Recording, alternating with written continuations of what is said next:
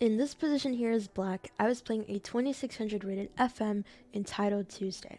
We emerged from an equal opening, the queen's pawn opening, and we got to this position here, and I played the move knight to b6, threatening the queen. My opponent played the move queen to b3, not realizing that they're not defending the pawn on e2 anymore, and just blundered their pawn on e2.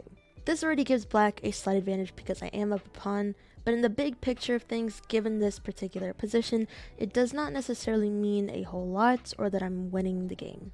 I still need to activate my pieces and coordinate my pieces a little bit better and make sure that I don't create any weaknesses myself to give white compensation for the pawn that they blundered. So here we keep playing some moves, and as you can kind of tell, I slowly start to activate the pieces that I haven't moved yet and slowly move towards the king side. I'm trying to poke around for some weaknesses while just maintaining pressure. Here my opponent played knight h2, attacking my queen. I wanted to keep my queen on this g file. I felt like it was the strongest on this file. I could have taken the pawn on d4.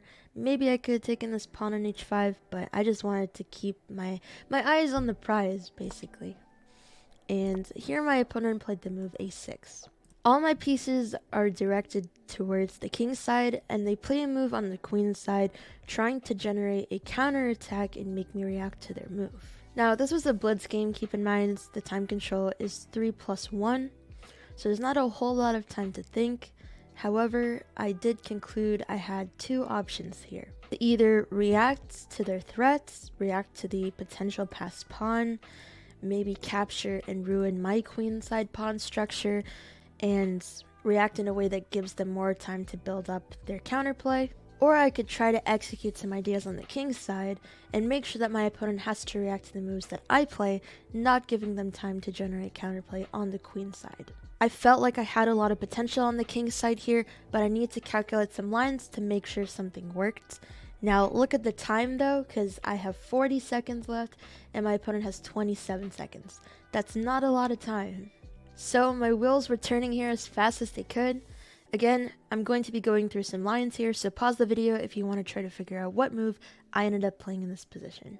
Here I came up with the move knight to e3, the start of some beautiful tactics. My idea is to play the move bishop takes g3. So let's just play a random move for white. Let's say they keep going through with their plan, right? If I play bishop takes g3, my threat is to remove this bishop and threaten checkmates on this bishop on g2 here. If they take my bishop back, then I just simply take, and I have three pieces lined up on this bishop. There's a checkmate.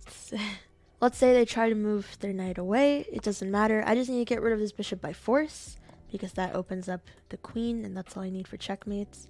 So bishop h2, king takes, and we have checkmate. So that's what I'm threatening with playing knight to e3. Now, obviously we have to calculate whatever your opponent takes, because that's the most obvious response to check first. Now here, we're looking for forcing moves first. The order of forcing moves looks for checks first, then captures, and then threats. If I'm looking for my checks first, this is a nice check. I already see that my queen and my bishop are lined up on this pawn on g3.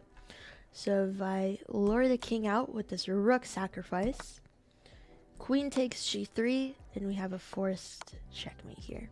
Beautiful battery. If they decide to not take the rook and they slide over, well, we're going to keep forcing the king to come out. We sacrifice the rook again, and it's the same story. Checkmate on h2. So it doesn't really matter what they do because I have two very distinct threats. So even if they play a move like rook after e1 to try to trade rooks, again, all I need is the queen, the bishop, and the knight. Take on g3 again with the idea that if you want to take my rook, doesn't matter. I have checkmate. So there's a lot of threats with this move knight to e3, and my opponent decides to play the move queen to d3. So my opponent plays the move queen to d3, but again, doesn't stop this idea of bishop takes g3. I don't care if you want to take my rook, I have the same exact tactic planned. So that the bishop takes g3. There's really no way at all for my opponent to stop my threat because they can't stop me from playing bishop h2 whether the knight is in my way or not. They can't take the rook. If they take my knight, it's the same story. I take, and now my rook is looking at the bishop, so there's checkmate there. So really their only way to just hang on to the game a little bit longer is to sacrifice the queen with queen takes e3. But again, I just take the queen back and just completely crushing because they still can't take my rook because of the same threat. So therefore, my opponent played the move knight to f3, and it was a simple mate in 2, beautiful finish, and a nice checkmate. A lot of tactics in this game. I was really proud to find this combination, given how much time I had left on my clock, and just finding it against such a strong rated opponent. So I hope you guys enjoyed this tactic of the day example, and let me know if you guys found the line.